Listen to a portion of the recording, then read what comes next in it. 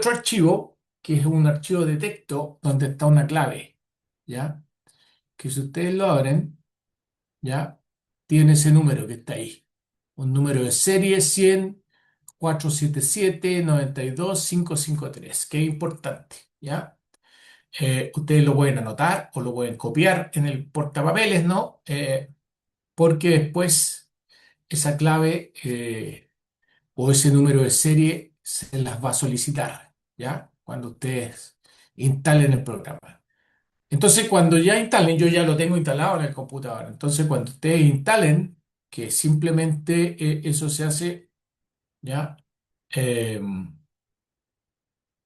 apretando, digamos, haciéndole doble clic a este ejecutable, fíjense, ustedes lo único que tienen que hacer ahí es seguir los pasos, ¿ya? Por ejemplo, les va a salir esa pantalla que ustedes la están viendo ahí, ustedes simplemente hacen next, ahí lo dejan, eh,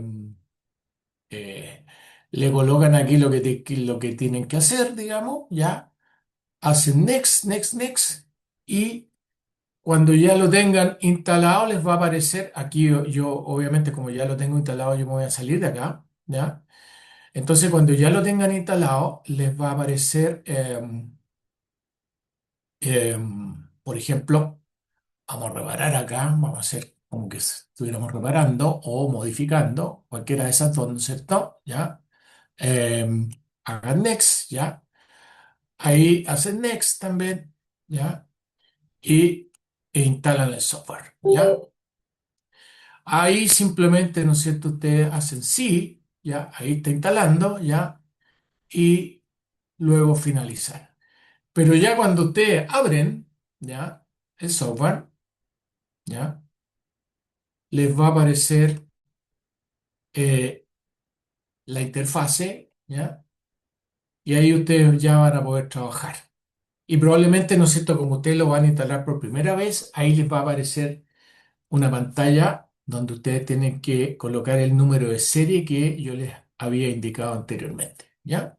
Esa es más o menos la mecánica, digamos, para trabajar la instalación, ¿ya? Traten de hacerlo si que ustedes están en sus computadores, ¿ya? O si no, cualquier duda después en la clase de la próxima semana no lo podemos ver, ¿ok? Estamos entonces.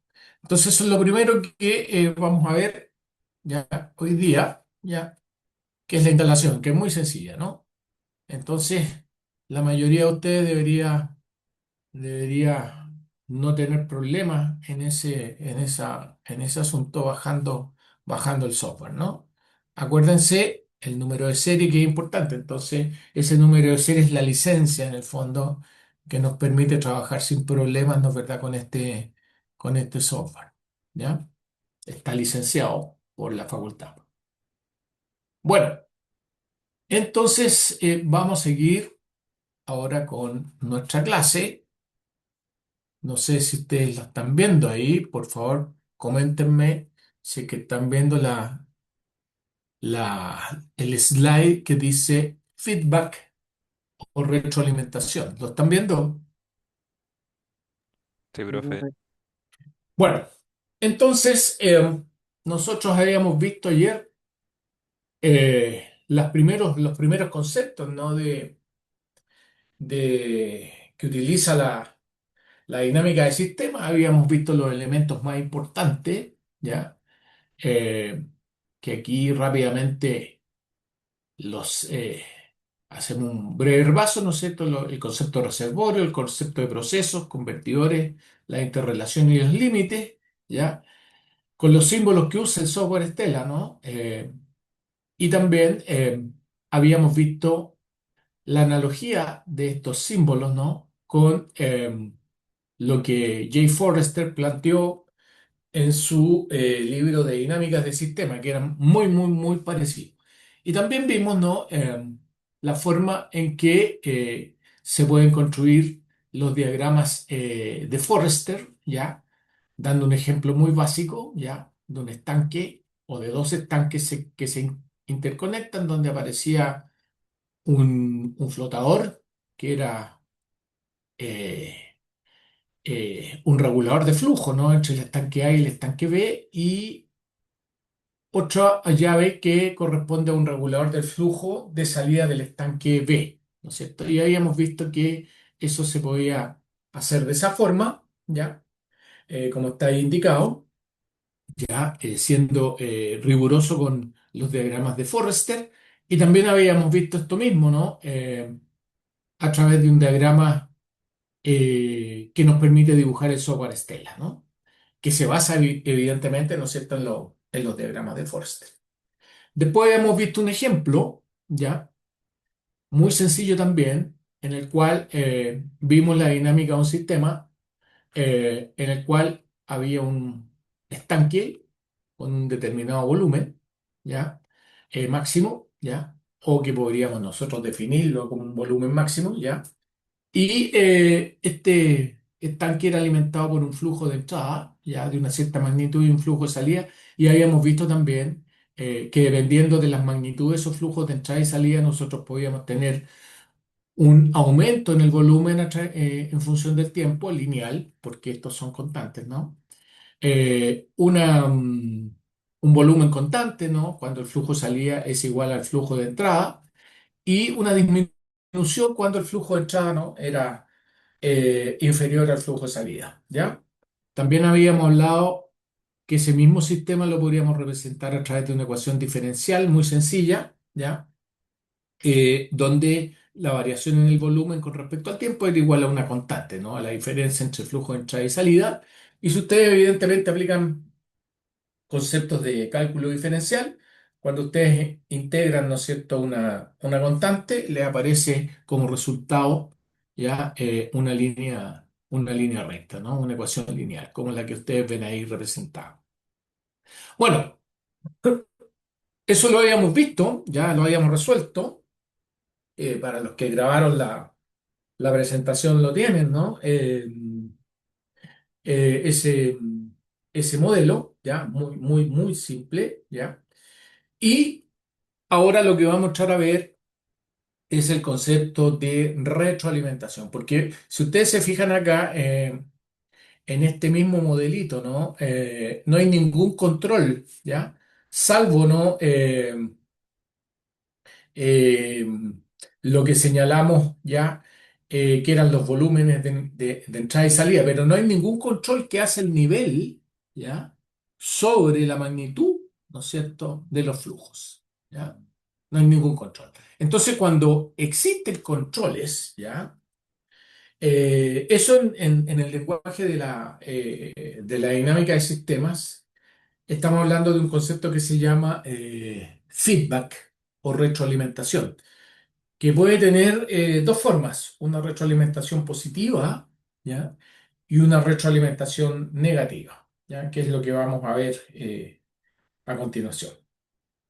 Ahora, definiendo en términos generales lo que es la retroalimentación, que ustedes lo van a encontrar como un bucle de retroalimentación en un sistema dinámico, puede definirse como un efecto de circuito cerrado, ¿ya?, que se da en el sistema, en donde las condiciones del sistema o en una parte de este causan efectos o resultados en otros lugares del sistema, ¿ya?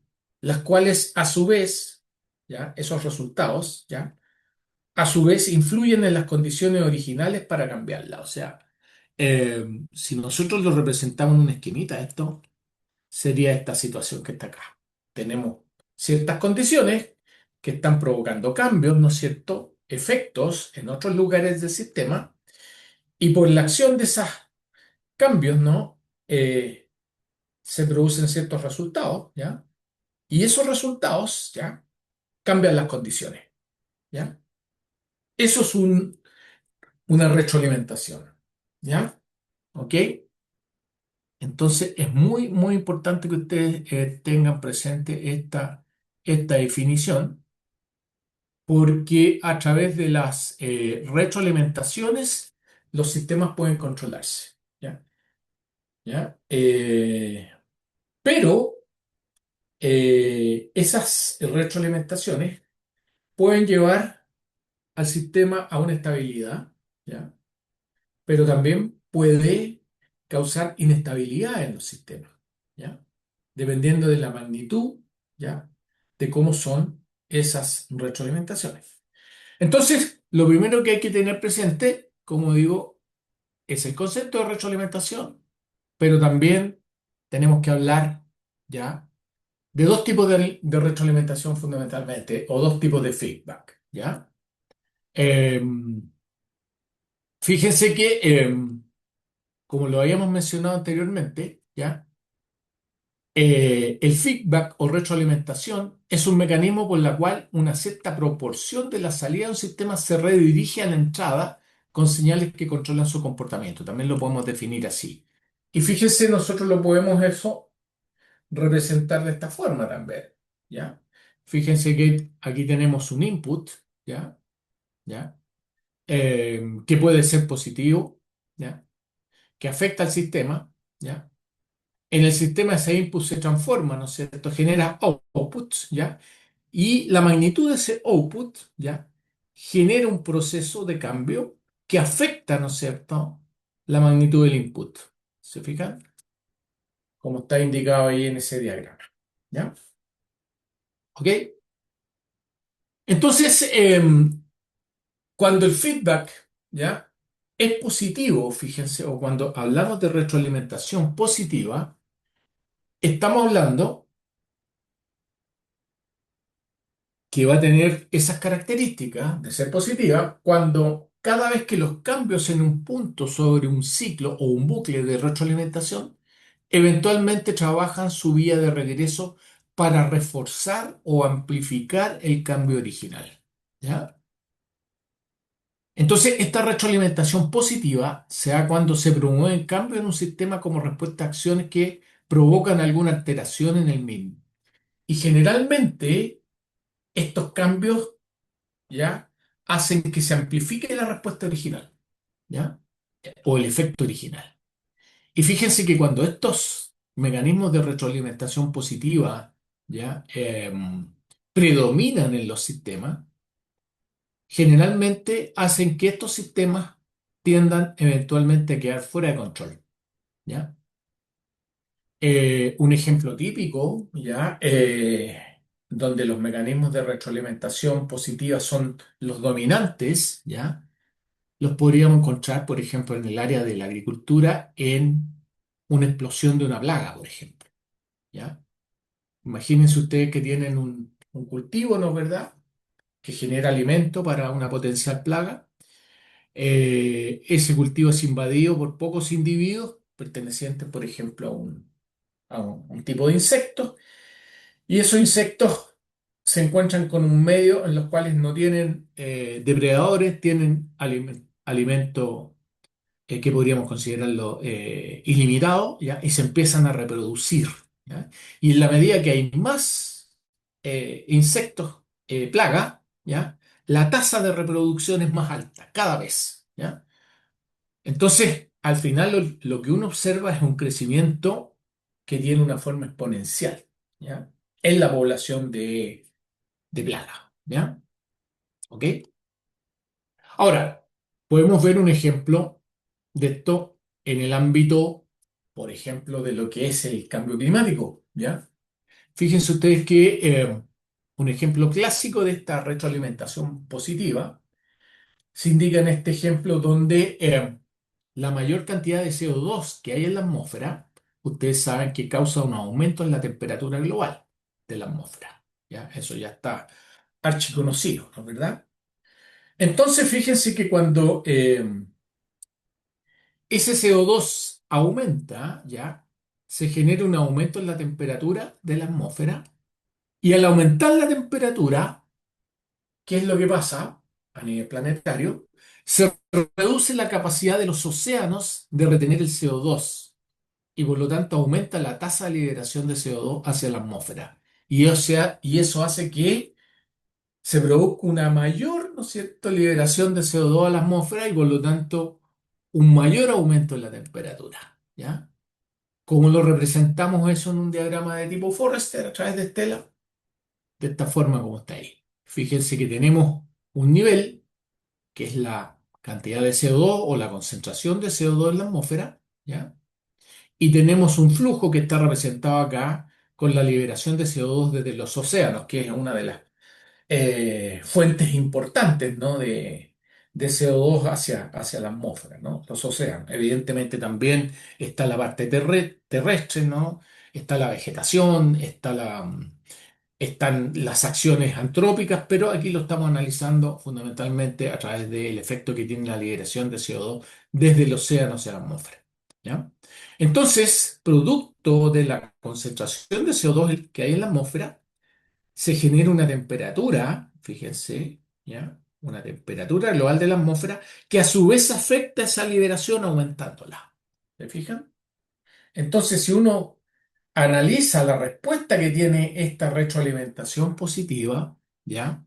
Aquí incluso están las ecuaciones, ¿no? ¿Verdad? Que pusimos para representar este sistemita, ¿no es cierto? Donde la temperatura, como ustedes se fijan, es una función lineal, ¿ya? De la concentración de CO2 por sobre una concentración de CO2 base, ¿no? Que corresponde a 354 partes por millón, ¿ya? Entonces, en la medida que aumenta la concentración de CO2 sobre las 354 partes por millón, va a ir a un aumento lineal de la temperatura, como ustedes lo ven a través de esa ecuación.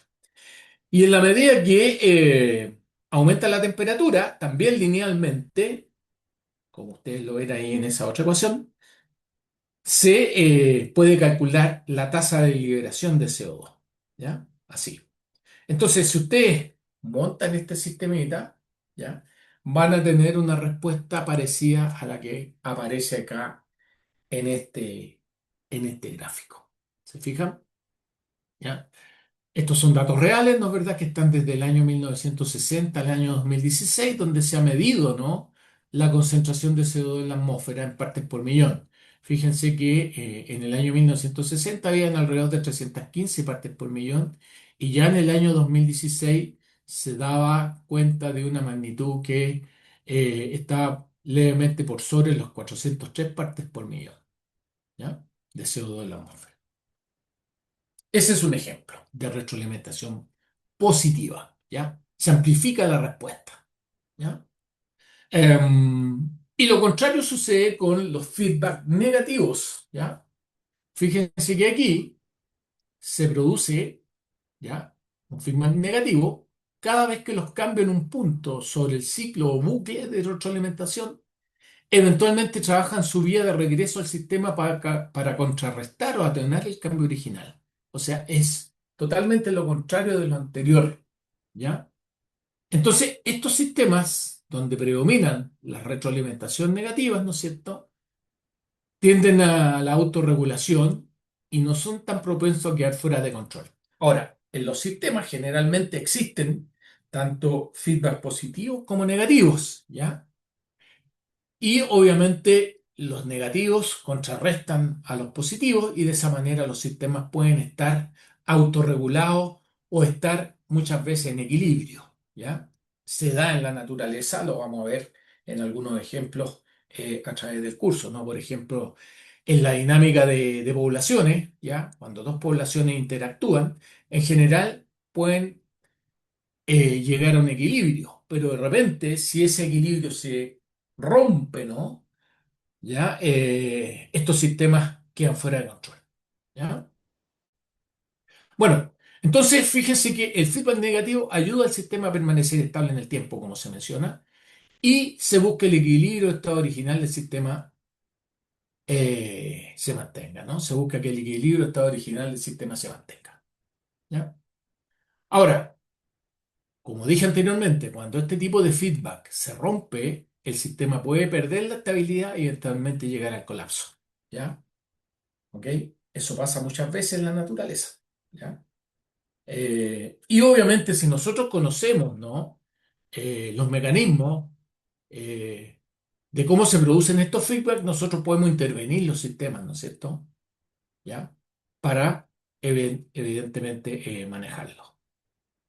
Bueno, fíjese que como ejemplo de feedback negativo está esta.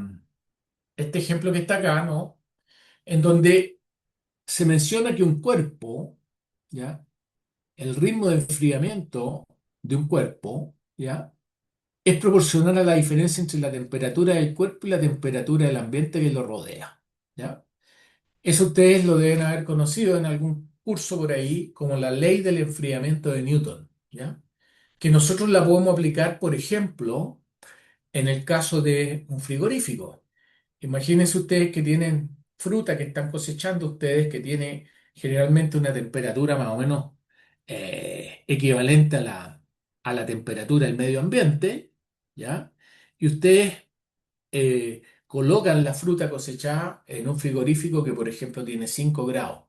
¿Qué va a pasar? La fruta se va a empezar a enfriar y va a llegar ya a una temperatura más o menos parecida a la temperatura ambiente. Entonces, ese ritmo de enfriamiento nosotros lo podemos cuantificar a través de esta ley de enfriamiento, ¿ya?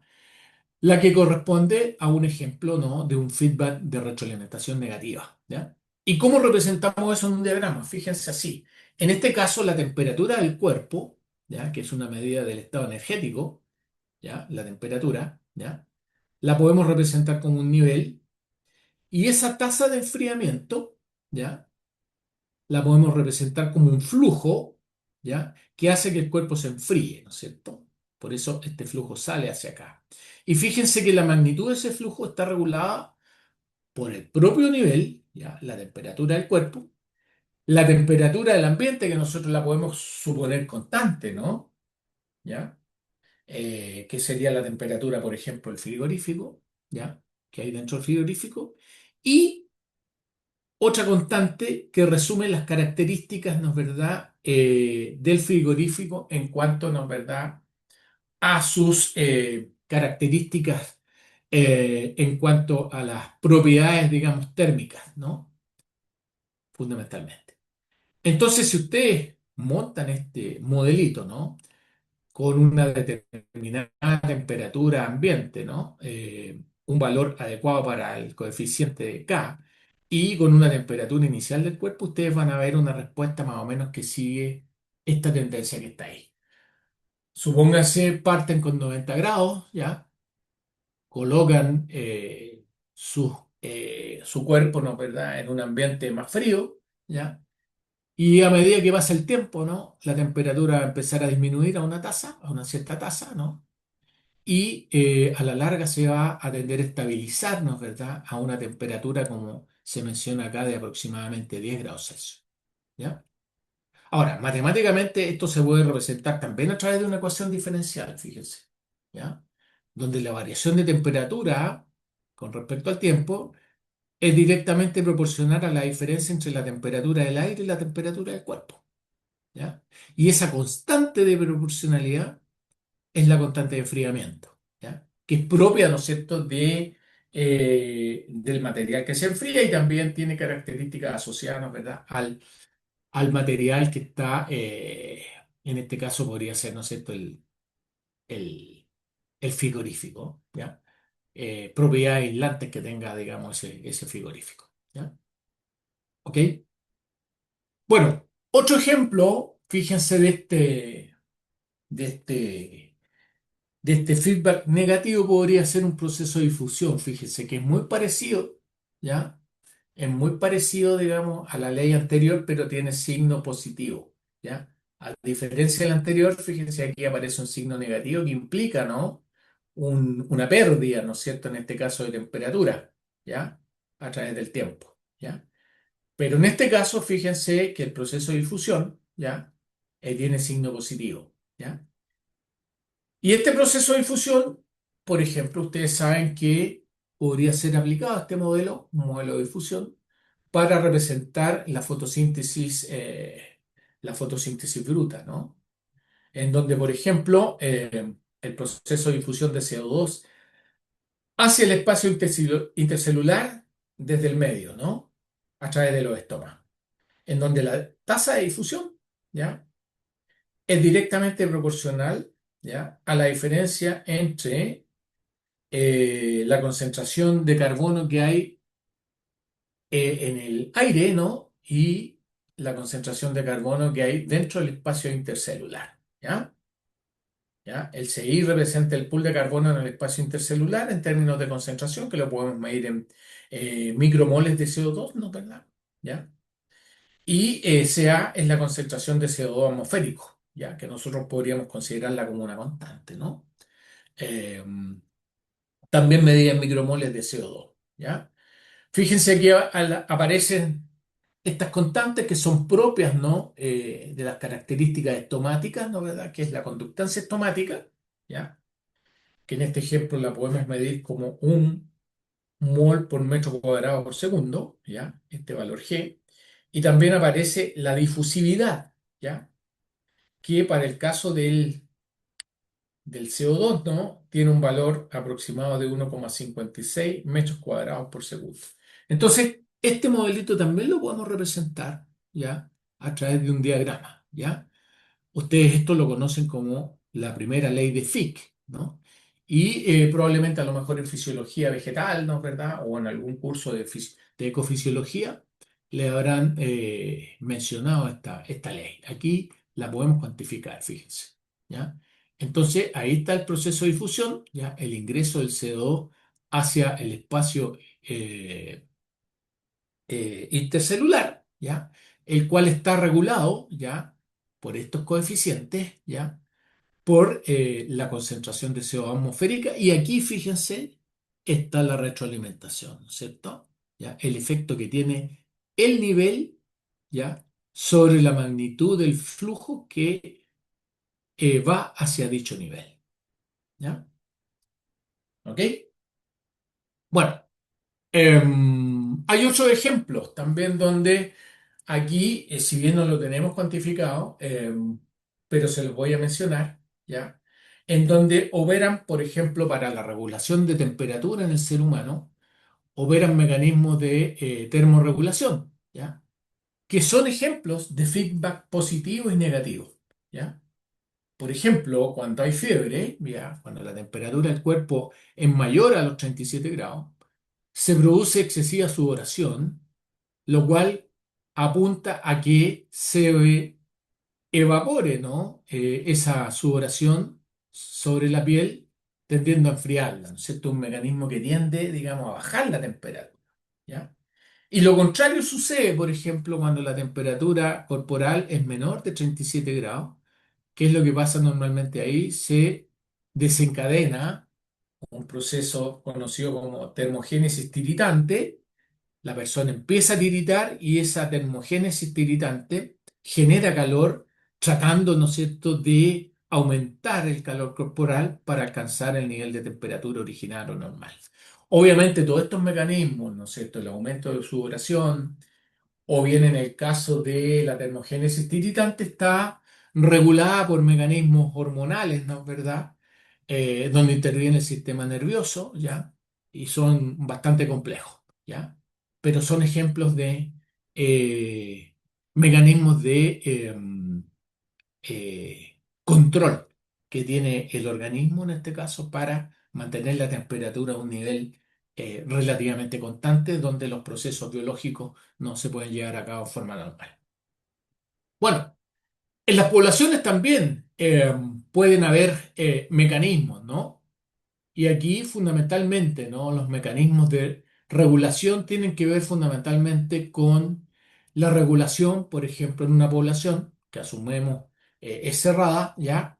Con los mecanismos que regulan la tasa neta de crecimiento, ¿ya? Que es el balance entre la tasa de nacimiento, ¿no es cierto?, y la tasa de mortalidad. Y fíjense aquí esa diferencia neta, ¿no?, que representa la tasa de crecimiento neto de la población, es función de la magnitud, como ustedes pueden ver ahí, que tiene la población, el tamaño poblacional. Fíjense que aquí hay datos reales, ¿no es verdad?, que dan cuenta de esa situación. Fíjense que en general cuando las poblaciones, en este caso del ejemplo, tienen valores relativamente bajos, 1.000, 2.000 individuos, ¿no?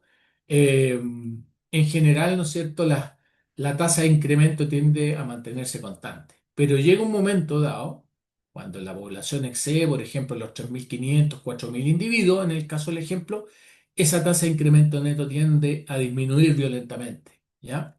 ¿Qué significa eso? Que probablemente, ¿no es cierto?, por un efecto de competencia eh, intraespecífica, ¿ya? Competencia entre los propios individuos de la población, ¿no? Ya sea por alimentos, ¿no? Las tasas de mortalidad aumentan y tienden a superar a las tasas de natalidad, ¿ya? También generalmente en esas situaciones, ¿ya? Se genera un aumento de la susceptibilidad de los individuos, ¿no es cierto?, a las enfermedades. Y también eso hace que la mortalidad tienda a elevarse, ¿ya? Y muchas veces superar, ¿no es cierto?, a la natalidad. Y cuando sucede eso, se genera, ¿no es verdad?, un crecimiento negativo, ¿ya? Como ustedes pueden ver, valores negativos del crecimiento neto, ¿no? Bueno, ¿cómo representamos eso? De esta forma que está acá. Fíjense que aquí puse un flujo que es B-flow, ¿ya? ¿Se fijan? Estela nos permite hacer eso también. Que en un momento va a ser positivo y en un momento va a ser negativo, dependiendo de la magnitud del nivel, ¿ya? Como también de cómo dicho nivel afecta a esa tasa R, ¿no? Que es la tasa de crecimiento neto de la población, ¿ya? En términos generales, el crecimiento de una población lo podemos representar de esta forma, ¿ya? Fíjense cómo está aquí, ¿ya? La tasa de incremento, ¿no es cierto?, en el número, o la tasa, o más bien dicho, la tasa de variación, para ser más general, del número de individuos en una población, es directamente proporcional al tamaño de la misma, ¿ya? Pero fíjense que eso tiene dos versiones, ¿ya? En el crecimiento exponencial, este R es constante. Y en el crecimiento logístico, ¿ya? Ese R es función, ¿ya? Del propio tamaño poblacional, a través de un mecanismo de retroalimentación, ¿ya? ¿Ok? Bueno, en el caso particular que estamos analizando acá, fíjense que el R lo hacemos depender de la magnitud, ¿no?, del tamaño poblacional, ¿ya? Y si nosotros tenemos cuantificada esta relación, ya sea a través de una expresión matemática, ¿ya? O bien a través de una expresión gráfica, ¿ya? Nosotros podemos simular, ¿ya?, la respuesta, ¿ya?, en el crecimiento de la población. Y si nosotros sabemos el crecimiento y lo integramos en el tiempo, generalmente vamos a tener respuestas de crecimiento a la forma sigmoidal, como está indicado acá, ¿no? Eh, en esta gráfica. Bueno, Jay Forrester ma, indicó un mensaje que es muy, muy decidor al respecto, ¿no? Y que nos motiva a los que nos gustan estas materias, ¿no es verdad? A que si tú puedes pensar adecuadamente, ¿no es verdad?, un sistema, ¿ya?, utilizando los conceptos, ¿ya?, que tiene la teoría general de sistemas, ¿ya? Si tú tienes claro esa situación, también lo puedes modelar matemáticamente, ¿ya? Ese es el mensaje que dejó Jay Forrester, ¿no es cierto?, en su, en su libro Dinámica de Sistemas. Bueno, ese es más o menos lo que hay de materia general en esta clase, ¿ya? Hay algunos libros complementarios que están acá que son bastante interesantes, ¿ya? Este que está arriba, digamos, está en la biblioteca, es bastante denso, sí, pero eventualmente también lo pueden consultar. Y también este otro, yo les voy a pasar una separata de un capítulo, ¿ya? Porque este libro está en la biblioteca, pero se perdió, ¿ya? Pero yo les voy a pasar una fotocopia, ¿no es cierto?, del capítulo para que ustedes complementen lo que hemos visto hasta el momento, ¿ya? También yo les voy a dejar estos ejercicios, ¿ya? Ya que son ejercicios muy simples, siempre dejamos los mismos, ¿ya? Para que ustedes traten de aquí, digamos, al próximo jueves, ¿ya?, puedan resolverlo y de esa forma, ¿no?, puedan ya tener una cierta expertise, ¿no?, en manejo del software, como también en aplicar los conceptos que hemos visto hasta el momento, ¿no? Los conceptos de niveles, ¿no es cierto? Flujo, convertidores, conectores, digamos, límites, ¿ya? Y pueden armar los diagramas de flujo y eventualmente, ¿no es cierto?, también puedan resolver estos modelos, ¿no? A través de Stella. Ahora, cuando son modelos simples, fíjense que muchas veces las ecuaciones diferenciales, ¿no es cierto?, también nos ayudan. ¿Ya? Es una forma, las ecuaciones diferenciales son un tipo de modelo que cuando estos modelos son sencillos, nos pueden, dichas ecuaciones diferenciales pueden ser resueltas, ¿ya? En forma analítica. Después lo vamos a ver más adelante eso también, ¿ya? Bueno, no sé si hay dudas al respecto. Me voy a cambiar y vamos a ver fundamentalmente ejemplos, ¿no? Los ejemplos que vimos anteriormente, vamos a tratar de eh, hacerlos, ¿no? Voy a poner una estela, ¿ya? Voy a abrir una estela, ¿ya? Díganme por favor si están viendo la interfase, ¿ya? Por favor, les pido que me digan si la están viendo. Sí, profe, Sí se se ve. ve. Profe. Ya. Entonces, miren, vamos a hacer de los ejemplos que vimos anteriormente, vamos a hacer uno, ¿ya? Relacionado con eh, el calentamiento, ¿ya? El calentamiento de la atmósfera, ¿ya?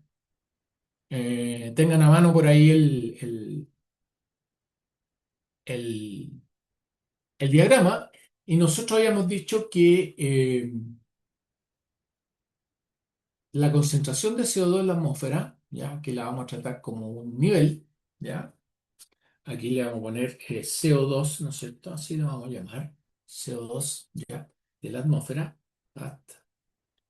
atmósfera, es el nivel que nos interesa saber, ¿no?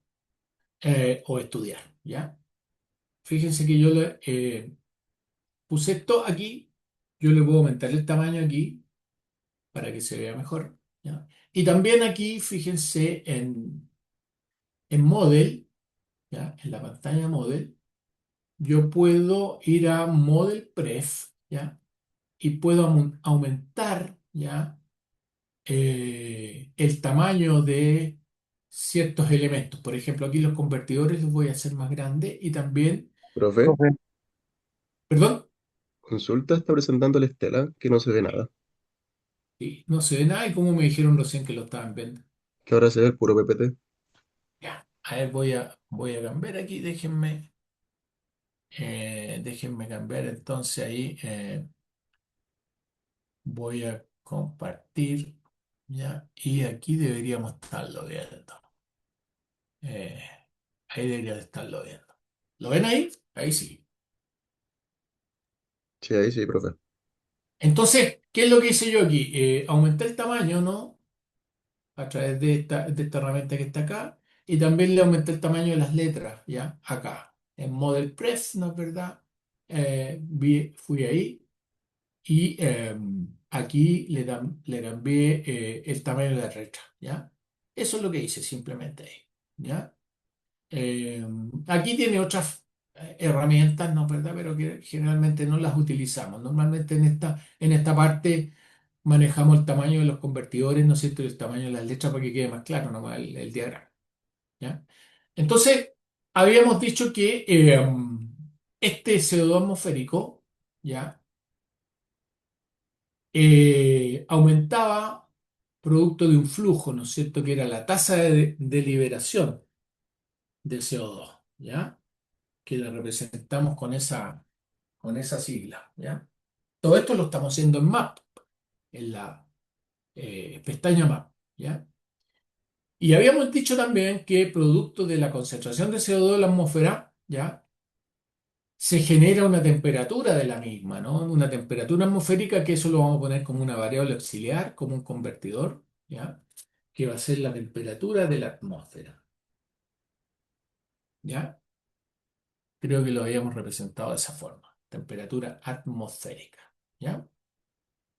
¿Ok? ¿Me siguen?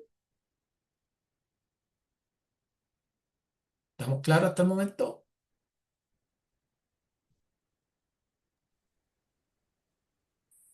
Ahí. ¿Ya? Entonces la temperatura, que aquí en el diagrama le vamos a poner lo mismo que tienen ustedes ahí en los apuntes, ¿no es cierto? Dice que la temperatura es igual a temp. Entonces aquí le podemos cambiar el nombre. Le ponemos temp. ¿Ya? Y estamos diciendo, ¿no? Que esa temperatura es producto, ¿no es cierto?, de la concentración de CO2 en la atmósfera. O sea, el conector que tenemos que poner aquí es ese, ¿ya? Que nos dice, bueno, este nivel genera temperatura. Y a su vez, ¿no es verdad? Esa temperatura genera, ¿no? O define la tasa de liberación de CO2. De esa forma, ¿ya? Podemos ponerla aquí para que quede más claro, ¿ya? Ese es el sistema que nosotros estamos simulando, ¿ya? ¿Ok?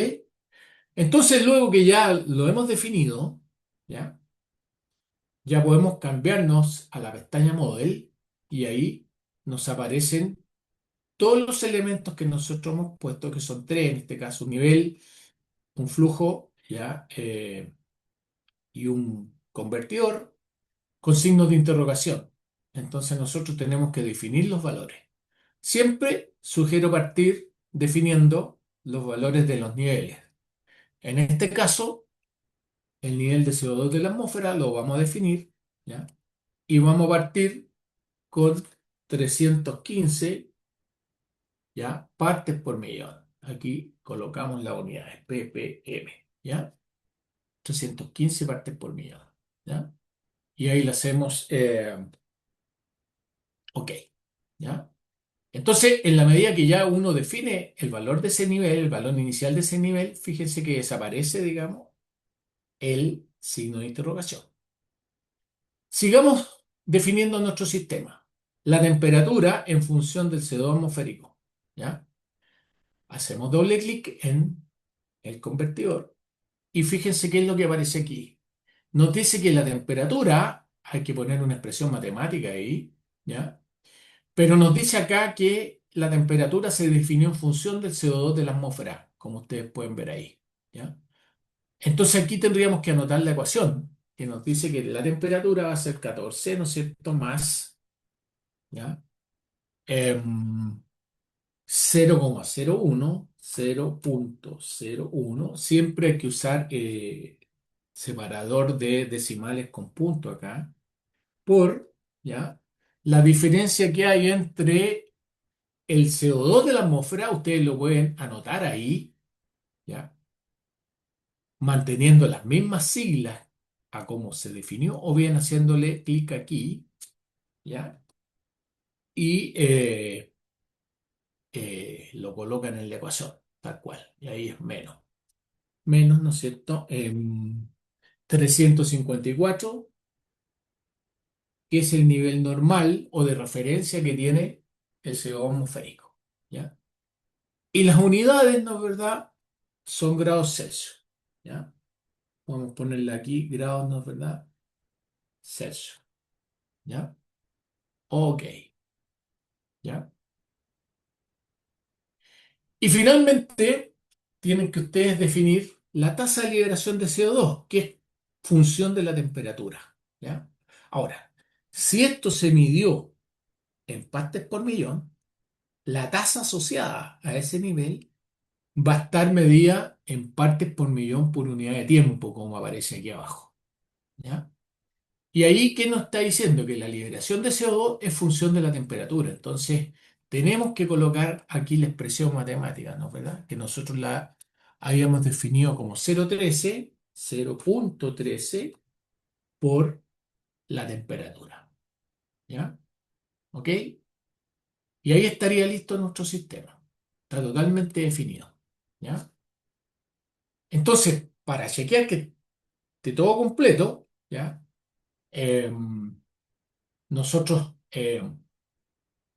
tenemos que ver que no exista ningún signo de interrogación en nuestro diagrama, ¿no?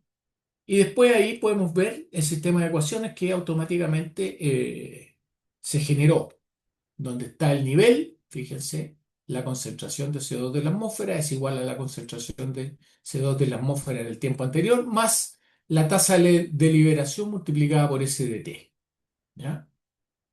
Dimos el valor inicial de la concentración de la atmósfera, 315, y tenemos solamente un flujo de ingreso, ¿no es verdad? Que es la tasa de liberación de CO2, que aquí está la expresión, ¿no? 0,13 por la temperatura y también tenemos nuestro convertidor acá, temperatura igual 14 más 0,01 por la diferencia de concentraciones que hay entre la referencia, ¿no? 354 y la concentración de CO2, ¿ya? Bueno, está listo nuestro sistema, ¿ya? Y nosotros podemos ir ahora a una interfase donde, por ejemplo, grafiquemos, ¿ya?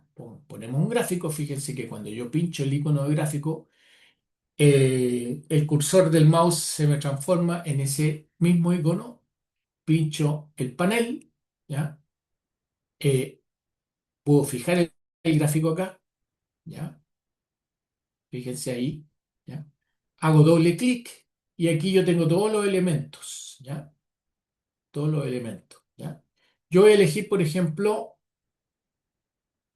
seguirle la pista a la concentración de CO2 de la atmósfera. Eso es lo que me, me interesa, ¿no? Aquí yo le puedo poner un título, por ejemplo, ¿ya? Concentración de CO2 de la atmósfera, ¿ya? Em, y por defecto, fíjense, cuando yo hago un gráfico, me dirá, digamos, o me elige que es una serie de tiempo, o sea, una variable, ¿ya? A través del tiempo, ¿ya? Por defecto dirá eso, lo vamos a dejar tal cual, ¿ya? Eh, y está con una escala abierta, ¿ya? Si yo le hago OK, fíjense, ahí yo tengo una escala abierta, que él me la está ajustando ahí, pero después yo la puedo ajustar a como yo quiera, ¿ya? Y por defecto también, fíjense, me dirá, digamos, una escala de tiempo entre 0 y 12, ¿ya? Eso lo puedo modificar, porque a mí me interesa seguirle la pista desde el año 1960 al 2016. Entonces, eso lo hago acá, ¿ya? En el run, ¿ya? En el run, yo voy a las especificaciones de la corrida, run spec, ¿ya? Y ahí por defecto, fíjense ustedes que está siempre entre 0 y 12, ¿ya? Entonces yo aquí le puedo poner, mire, me interesa entre la unidad de tiempo 1960, ¿ya? Hasta el 2016. O pongámosle actualmente el 2026, ¿ya? Y por defecto también me está tirando un intervalo de tiempo de 0,25 unidades, ¿ya? La vamos a dejar en uno para que vaya incrementando de año en año, ¿ya? Yo le coloco aquí un intervalo de tiempo de uno, ¿ya? Y yo aquí le digo, ¿no es verdad?, que la unidad de tiempo es un año. Aquí aparece, ¿ya? ¿Ya? Y voy a usar por defecto el método más simple de integración, que es el método de Euler, ¿ya? Lo voy a dejar tal cual esto. Y lo otro que está acá, como les mencionaba ayer, es la velocidad de la simulación, que por defecto me tira 0,1. ¿Qué significa eso? Que una unidad de tiempo, ¿ya? Que aquí estoy usando un año, ¿no? Se va a demorar en el computador 0,1 segundos. Entonces, si yo aumento esto, va a ser más lento, y si yo disminuyo este numerito, va a ser más rápido, ¿ya? Porque la unidad de tiempo se va a demorar menos segundos. Entonces lo voy a dejar así nomás. Entonces, fíjense, esto con estos valores me está estimando que una corrida se va a demorar 6,6 segundos, ¿ya? Yo le hago OK. Y ahí ya estaría en condiciones de simular, ¿ya? Ahora, tengo dos posibilidades para hacer la corrida. Fíjense que aquí hay varias herramientas. Una es ir al run, ¿ya? Y hacer run de acá, ¿ya? Y ahí empieza a aumentar la cosa, ¿no? ¿Ya? Fíjese, ¿ya? Otra es esta que está acá, miren. Yo borro la simulación aquí con esta herramienta del gráfico. Otra es apretar este botoncito que está aquí abajo, esta flechita. También sigue hace la misma función, ¿ya? Y otra es colocar un botón. Ahí queda más elegante la cosa, ¿no? Colocando un botón de run. Y eso se hace con esta herramienta, ¿ya? Yo coloco un botón ahí y yo lo defino como un botón de menú en donde la acción que va a hacer es run. Tiene muchas acciones, ¿ya? Pero la que por defecto coloca es run. Y aquí yo le podría poner una etiqueta a ese botón, ¿cierto? Simular, ¿ya?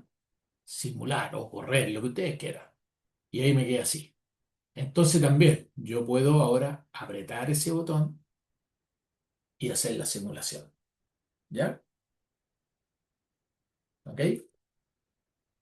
Y ahí ustedes están viendo la respuesta. Entonces, para que sea comparativo con el gráfico anterior, el gráfico que aparece en la clase, fíjense que el gráfico aparece con una escala entre 300 aproximadamente y 420, ¿ya? Entonces nosotros podemos modificar eso, ¿ya? Podemos modificar eso haciendo doble clic en el gráfico, ¿ya? Marcar la variable que queremos modificarle a la escala, pinchar aquí, cosa que aparezcan estas barritas, ¿no es cierto? Aquí está por bajo y por sobre que dicen, mire, lo que usted va a hacer le está definiendo el valor inferior de la escala y el valor superior, y yo lo modifico acá. Yo le puedo poner aquí 300, por ejemplo, ¿ya? Y 600 o 500, ¿ya? Y ahí le hago set, ¿ya? Y ahí me queda. ¿Se fijan? Y ahí yo puedo comparar con los datos reales. Al año 2016, por ejemplo, ¿ya?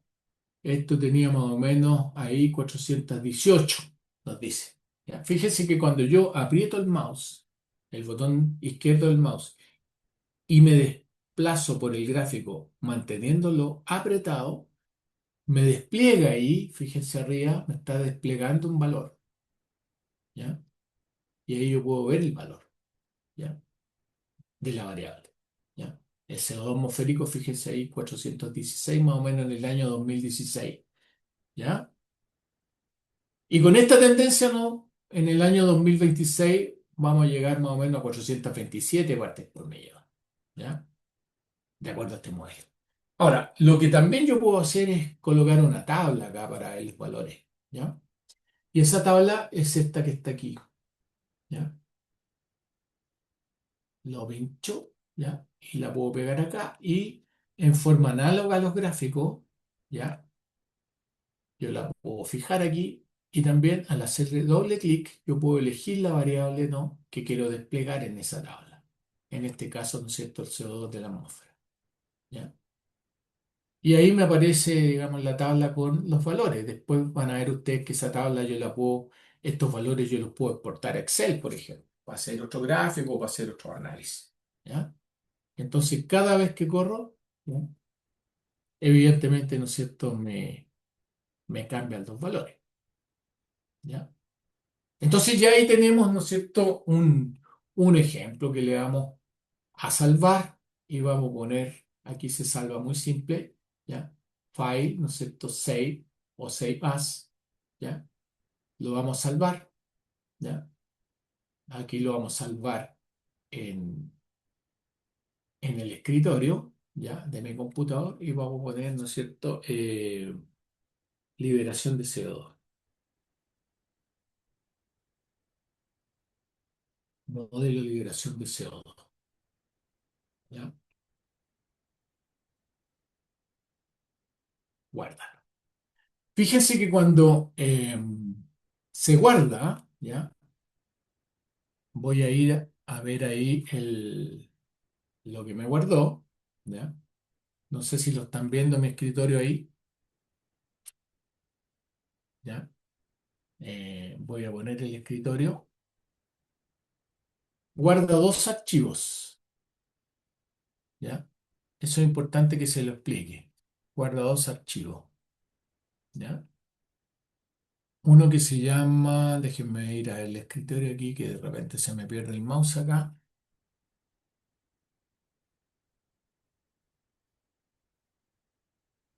Ahí está, en el escritorio. ¿Ya? Fíjense, ahí arriba, no sé si lo ven. ¿Ven mi escritorio, por favor? Díganme. Sí, Sí, profe. profe. Eh, Cuando yo salvé, me genera estos dos archivos. Uno que se llama, que tiene una extensión eh, STMX, ¿ya?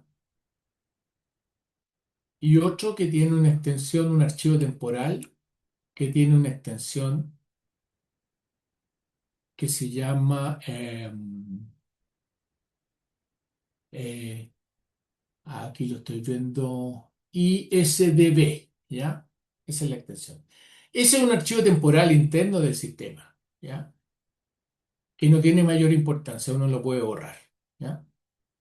Lo importante es que ustedes se queden con ese, ¿ya? Y que tiene el icono, ¿verdad? De Estela, ¿ya? ¿Ok? Eso es lo que hace. Bueno, dudas, preguntas. Vamos a hacer otro ejemplo. Vamos a hacer el de la difusión, ¿ya? Vamos a hacer el de la difusión para que ustedes vean, ¿no es cierto? Este es un ejemplo de retroalimentación positiva y vamos a ver, ¿no es cierto?, uno que dice relación más bien con la retroalimentación negativa, ¿ya? El proceso de difusión, ¿ya? Vamos a salir de acá y vamos a abrir otra tela, ¿ya? Díganme por favor si están viendo, digamos, la interfaz. Siempre me tienen que decir si están viendo lo que yo quiero que vean, ¿ya? Vamos a ver aquí, lo corremos para acá, aquí, ¿ya? Entonces aquí nuestra variable de estado, ¿ya? En nuestro modelo es, ¿ya? Nuestra variable de estado es fundamentalmente, ¿ya? El nivel de concentración que hay en el espacio intercelular, ¿ya? Entonces a eso le vamos a llamar C sub I, ¿ya? Entonces nuestro modelo consiste en simular, ¿no es cierto?, cómo va cambiando la concentración en el espacio intercelular, ¿ya? También lo vamos a aumentar de tamaño acá y también le vamos a aumentar eh, el tamaño de las letras, ¿ya? Y entonces vamos a Model Pref, ¿ya? Y también aquí lo hacemos grande y, pum, y le ponemos, por ejemplo, 14, ¿ya? Mantenemos el tipo Arial, ¿ya? Y este CSUI es producto de un flujo, ¿no? Fíjense que también ese CSUI lo podemos, el nombre lo podemos meter dentro del stock, ¿ya? O a un lado, ¿ya? Aquí lo vamos a poner dentro. Y esto es producto de un flujo de difusión, ¿ya? Que ingresa CO2 a ese espacio, ¿no? Y esto nosotros lo habíamos definido como difusión. Difusión, ¿ya? Así lo habíamos puesto, ¿ya? Lo podemos poner ahí, por ejemplo, ¿ya? Y estamos indicándonos, ¿verdad?, que el proceso de difusión, ¿ya?, depende, ¿no?, de la diferencia que hay entre el carbono o el CO2 externo, que podría ser un parámetro, ¿no es cierto? ¿Ya? Un parámetro, porque eventualmente podríamos después cambiarlo, ¿ya? Un parámetro que lo vamos a tratar como si fuera una constante, ¿no? El carbono externo, ¿ya? Que lo vamos a poner acá, ¿ya? Y también depende, ahora sí, de dos constantes, ¿no? Que podría ser la conductancia estomática y la difusividad, ¿no es cierto? El G, ¿ya? El G y la difusividad Este lo vamos a poner acá para que quede igual al que le estoy pasando en clase, ¿no es cierto? Y la difusividad, ¿ya? Eventualmente la conductancia estomática también podría variar, ¿ya? Ustedes saben, ¿no es cierto?, que los estomas se abren y se cierran, ¿no es cierto? Y eso define en gran medida la conductancia de los mismos, ¿ya? A los gases, ¿ya? Entonces, eso podría después, por ejemplo, en un modelo más complejo, ver el efecto que tiene, por ejemplo, el déficit hídrico en eh, alterar, ¿no es cierto?, la conductancia estomática, ¿ya? Aquí ponemos la difusividad, ¿no? ¿Ya? Y estamos diciendo, ¿no?, que también esa difusión depende del propio nivel, ¿no?, de CO2 que hay en el espacio intercelular. ¿Ya? Entonces ahí ya colocamos nuestra retroalimentación acá en el fondo, nuestro control. ¿Fijan? Fíjense que el nivel genera una alteración en la tasa. ¿Ya? Y aquí evidentemente no aparece, también tenemos que decirle que esa tasa de difusión depende de CA, depende de D, ¿ya? Y depende de G, ¿ya? Así está nuestro modelo, ¿ya? ¿Se fijan? Bueno, segundo paso, definir o especificar, ¿no es cierto?, cuantitativamente el modelo anterior. Ahí tenemos los elementos que aparecen con signos de interrogación. Pongamos una concentración, por ejemplo, de cero al principio, ya, cero, ya, micromoles de CO2, ¿no es cierto? Aquí le ponemos un mol, ya, ya, esa es la unidad, pongámosle CO2, ya, ok, y ven cómo desaparece el signo de interrogación, definamos eh, la concentración de CO2 de afuera, ¿no es cierto? Supongamos una concentración que sea de 15 o de 20, un número, no me acuerdo la magnitud de unidades, ¿no es cierto? También sería micromol, ¿no es cierto?, de CO2, ¿ya? ¿Ya? Y, ¿ya? Y definamos la magnitud, ¿no es cierto?, de la difusividad, que dice 1,56 metros cuadrados por segundo, ¿ya? 1,56, ¿ya? Dice metros cuadrados por segundo,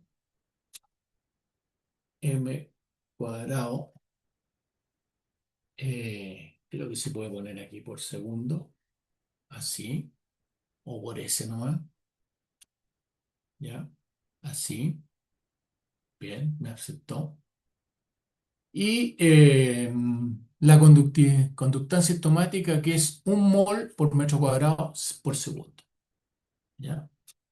Un mol, uno, y estos son mol, ¿no es cierto?, por metro cuadrado segundo, así, ¿ya? Metro cuadrado segundo, ahí está. Bueno, ahí está listo y falta por definir la tasa de difusión, ¿no es cierto? Hacen doble clic y fíjense, ahí les dice que es un uniflow, ¿no es verdad? Por defecto, ¿ya?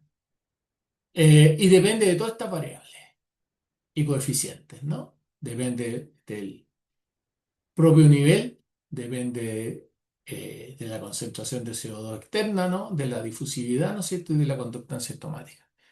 Y aquí tenemos que poner la expresión matemática donde están involucradas estas variables.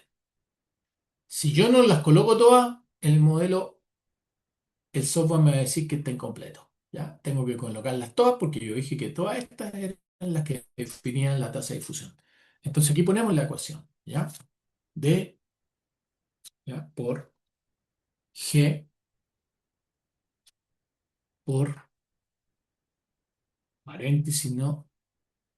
CA menos CI. ¿ya? Y ahí estamos listos. Y fíjense que ahí define, digamos, automáticamente las unidades, ¿ya? Si esto lo estamos midiendo en micromoles de CO2, esto va a tener que ser micromoles de CO2 por unidad de tiempo, ¿ya? Siempre, ¿ya? Hacemos OK y ya estamos listos, ¿ya? Y ahí podemos generar una interfase. Vamos a generar una interfase donde estudiemos cómo varía en el tiempo la concentración de CO2 dentro de los estomas, ¿no es cierto? ¿Ya? O en el espacio intercelular. Ponemos esto acá, ¿no es verdad? Y aquí podemos ponerle un título, ¿no es verdad? Bueno, le voy a saltar esto. Y OK. Y vamos a simular, eh, por ejemplo, 20 unidades de tiempo, ¿ya? Vamos a integrar con una unidad de tiempo que van a ser segundos, ya aquí no están los segundos, pero yo lo podría definir acá, segundo, y vamos a usar la regla de Euler para la integración, ¿ya? ¿OK? Y vamos a dejar la velocidad tal cual. Y vamos a partir de cero, ¿ya? Esta cosa, de cero, ¿ya? Hasta, por ejemplo, 20. Vamos a ver qué pasa, porque eh, tenemos que ver el orden de magnitud de estas cosas. Vamos a poner un botoncito, ya para hacer el run, ¿ya? Ahí, menú, lo voy a dejar tal cual.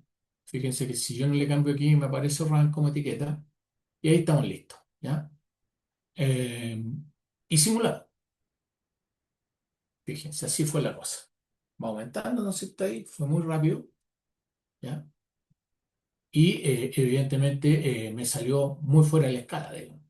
Vamos a poner, vamos. Por eso muchas veces al principio es mejor dejarlo con la escala abierta.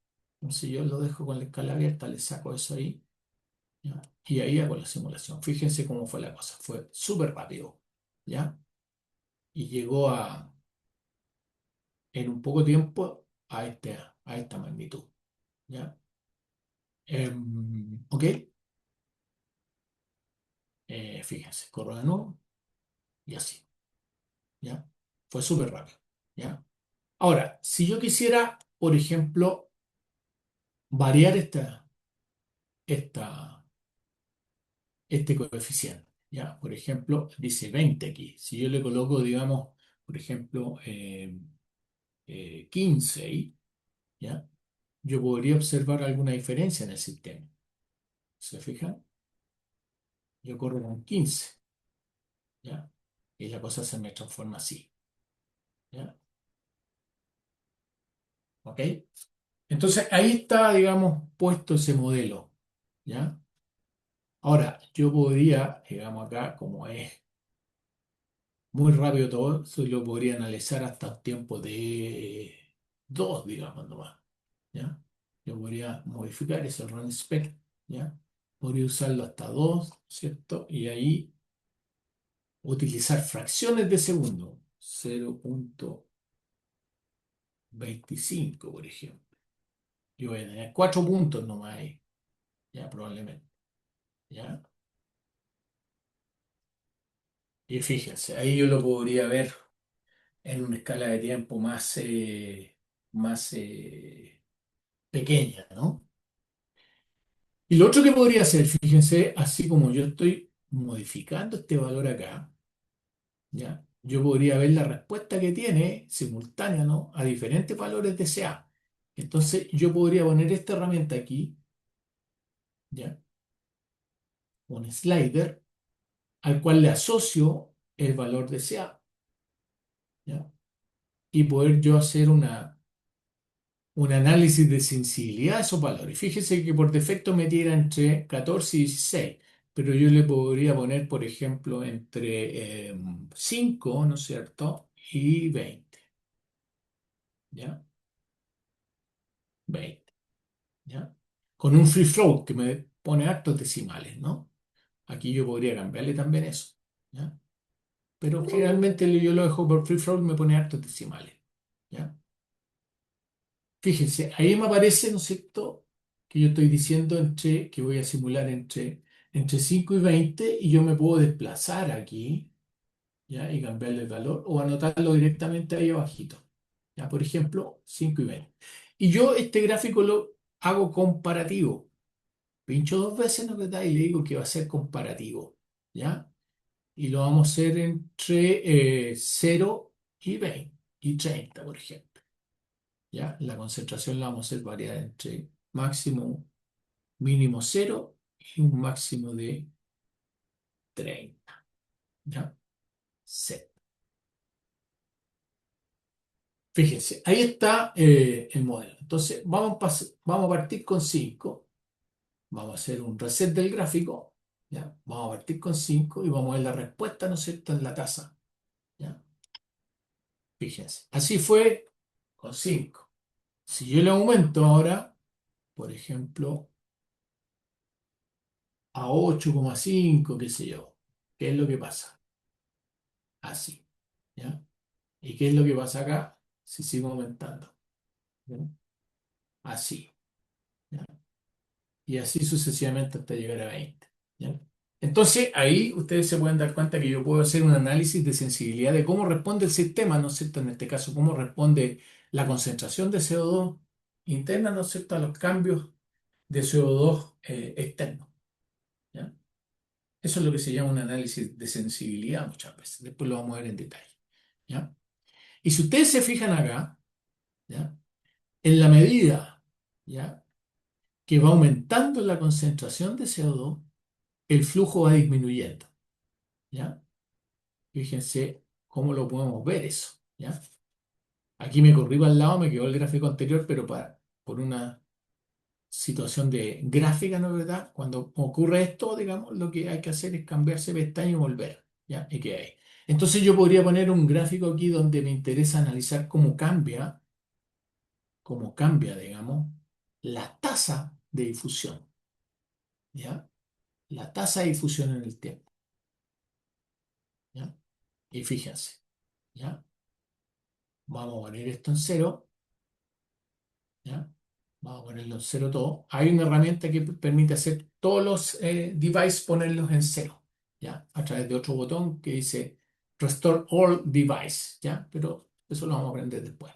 Entonces vamos a hacer una simulación, ¿no es verdad?, con una concentración, por ejemplo, de 15,2, ¿ya? Y fíjense.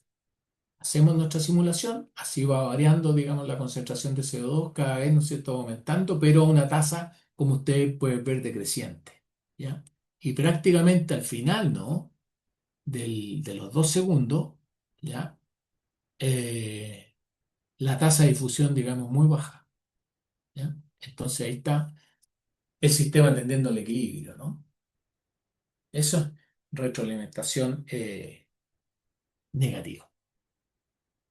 Entonces esto lo vamos a salvar como difusión, ¿no?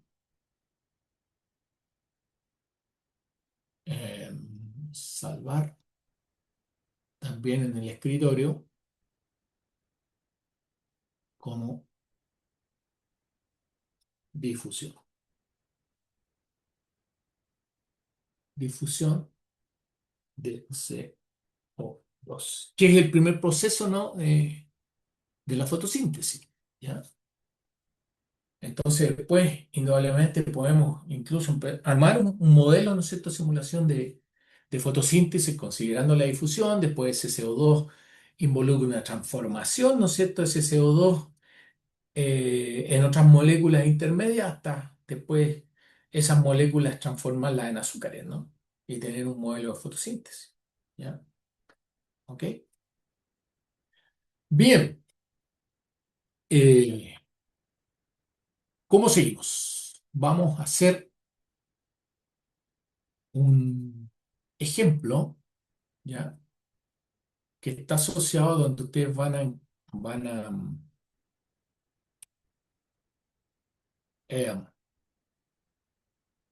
a aprender, ¿ya?, a usar otra herramienta, ¿ya? Vamos a tratar de hacer el modelo de los búfalos. ¿Ven la interfase, no es cierto? Por favor, me indican si ven la Sí, profe, interfase. se ve. ¿Ah? Sí, se ¿No ve, se se ve, ve? se ve. Se ve, ya, perfecto. Entonces vamos a hacer esto, ¿ya? Se fijaron ustedes, ¿no es cierto?, que en el caso de la población de búfalo africano, había una tasa de incremento, ¿no?, de la población, que era una función bastante compleja que podríamos ajustarle un modelo matemático, digamos, o bien eh, hacer una aplicación gráfica de eso. Entonces eso es lo que vamos a hacer. A ver si alcanzamos, si no lo retomamos la clase que viene esto. Entonces vamos a poner, ¿no es cierto?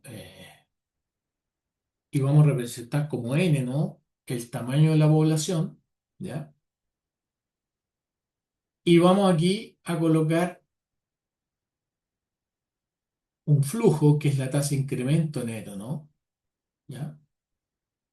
Que lo vamos a definir, fíjense, como un biflow, porque puede ser positivo o negativo. Entonces, cuando es así la cosa, nosotros pinchamos esto acá, botón derecho, y lo definimos, ¿no es cierto? Chain to a biflow, ¿ya? Y esto le vamos a llamar de n, ¿no es cierto?, ADT. Aquí no, uno no puede colocar un slash, ¿ah? Entonces lo coloco así, ¿ya? De n a d. ¿Y qué nos dice esto, no es verdad? ¿Ya? La ecuación general de crecimiento de una población, ¿no es cierto?, nos dice que ese crecimiento absoluto, ¿ya?, es igual, ¿ya?, a R por el tamaño poblacional, ¿cierto? Entonces tenemos que definir la tasa de crecimiento, ¿no es cierto?, relativo primero, que es el R, ¿no? Eso ustedes lo saben de ecología, el R, ¿ya? Y también depende del propio tamaño poblacional, ¿no? Entonces, nuestro modelo queda así, ¿no? ¿Ya? Y en una primera instancia, fíjense, nosotros vamos a asumir que el R es constante. Cuando el R es constante, ¿ya?, el crecimiento debería ser de tipo exponencial, ¿ya? Así, tal como está indicado, ¿ya? Este R es constante. Acuérdense que el R es la diferencia entre el nacimiento y la muerte. Tasa de nacimiento y tasa de muerte, ¿no es verdad?, que se restan y que da un valor que puede ser positivo o negativo, ¿ya? ¿Ok?